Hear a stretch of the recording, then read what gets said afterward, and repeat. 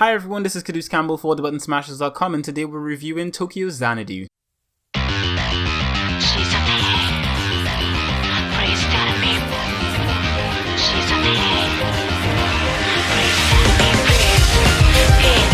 It's not. No!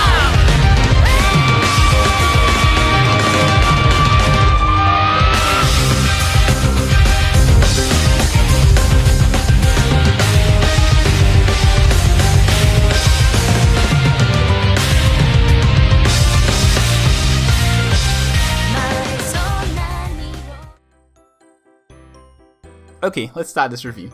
Have you played any of the Trial of Cold Steel games?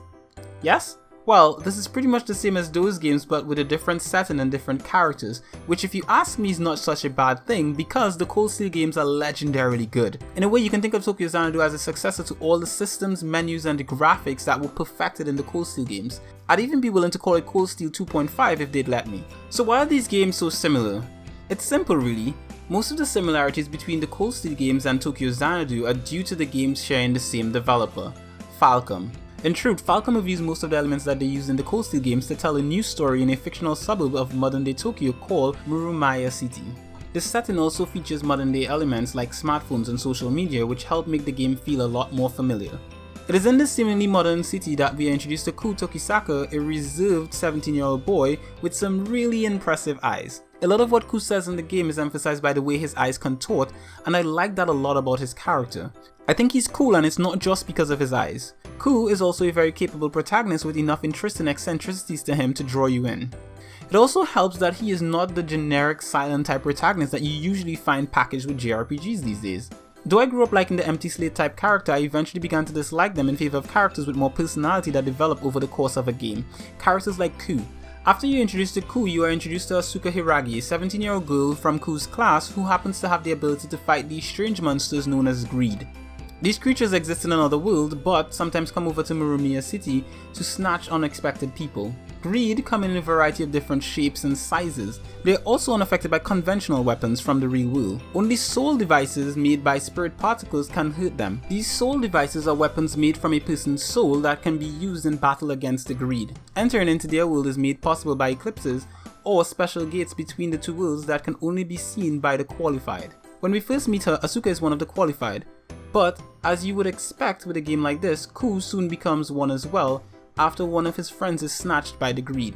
After playing the game for more than a couple hours, I found this overall structure to be very similar to that of the Persona games in that you are a student that does student things for half of the time, while other times you visit labyrinths and fight lots of creatures.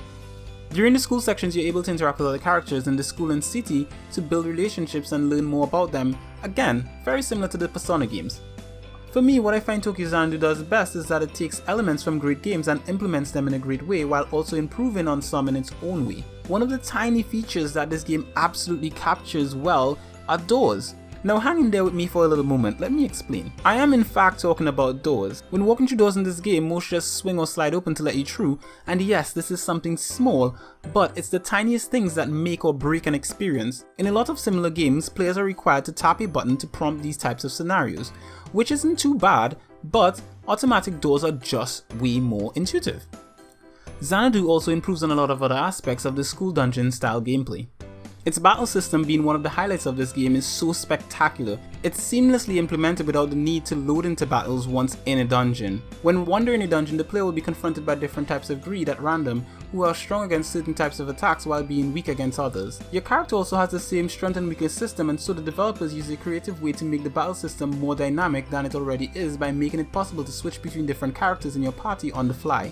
The way in which this is done is so responsive that you are able to get quite tactical while using stellar action elements. Each character also has 3 different types of special skills at their disposal: shooting, aerial, and power abilities. Shooting being long distance, aerial being mid-air, and power being charged up attacks.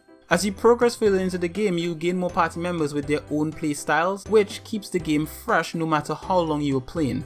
You will also be able to customize each character's soul device from the settings screen, where you are able to modify each device using items and raw materials you pick up throughout your journey. This will also allow you to set your main weapon attributes as well as learn new abilities and strengthen existing ones. You can also customize your character by changing their armor, costumes, accessories, and more. Graphically, Tokyo Xanadu isn't pushing the limits of the PlayStation Vita's hardware, But does it need to? A game like this just needs to look good while running buttery smooth, which Xanadu manages to achieve effortlessly. Like I mentioned before, the graphical style and the character design is very similar to the Cold Steel games, which I like a lot. Characters are detailed yet colourful in an anime style kind of way, and the developers have extended this attention to detail to other characters in the city, so everyone seems unique like individuals that you would find in a real world city. As for those that are wondering, yes, this game does play on the fan service tropes that have become synonymous with this genre. Characters important to the plot are introduced with a camera panning around them, the most noteworthy being the female characters who all seem to be wearing these incredibly short skirts that leave very little to the imagination. And although the game does have this type of fan service, it is subtle enough that it isn't done in a tasteless or shocking way. It's a part of the game that I think fans will like and those that don't like fan service will be okay with. As for the voice acting and music, it's both very well done. The game doesn't have any English voice acting, but the Japanese with subs were perfectly fine for me. The character dialogue is compelling and the interaction with Ku and his friends is cordial in a slice of life kind of way. It's sort of like playing a really good anime. 別に仲は悪くないんでしょ？新任なのに担任を任されるくらい優秀みたいだし、授業もすごくわかりやすいよね。いや、それは結構なんだが。こら、こうくん、授業中におしゃべりしない。So here's our final verdict. Tokyo Xanadu is easily my favorite JRPG I've played this year, and dare I say, it may rival the great Persona 4 Golden. Wait, I know there are Vita fans that are very defensive about Persona 4 Golden's status as the best PlayStation Vita game ever made, but if you play Tokyo Xanadu, I think you will be swayed to think that this game is one of the best games for the platform, and in the end, does it really matter what is the best PS Vita game out there?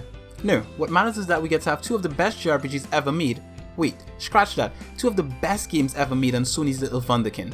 Thank you very much for watching our Tokyo Xanadu review. If you liked the review, make sure to give it a like. If you have any input about the game, please make sure to leave it in the comment section below. And if you want to get more content like this from us, make sure to subscribe to this channel.